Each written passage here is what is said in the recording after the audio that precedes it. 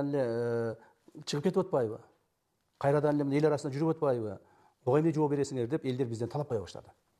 Бул талабы туура бир жагынан. Элибиздин айткан талабы туура, себеби мен өзүм да ушуга туш болгонмун. Бир чоң эле мамлекеттик чиновникти биз камаганбыз.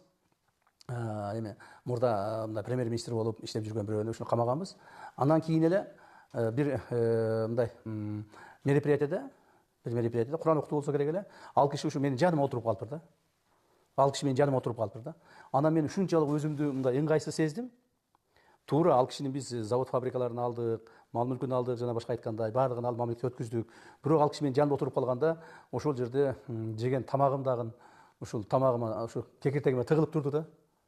Ушу отурган столум дагы бир нерсе жаман жерде отургандай болуп өзүм такыр жаман сездим да.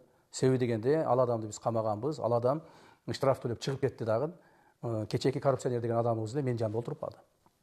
Андан сырткары ошол штраф төлөп, коррупцияга байланышып, коррупциялык элементтерге байланышып камалган адамдар, айрыкча мамлекеттик кызматкерлер болгондо, алар кайрадан чыгып эле штрафты төлөгөндөн кийин кайрадан чыгып соттуулугун жоюп туруп, кайра мамлекеттик кызматка кирип кетип атышты.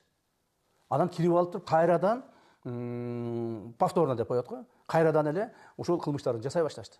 То есть адам оңолбойт экен да.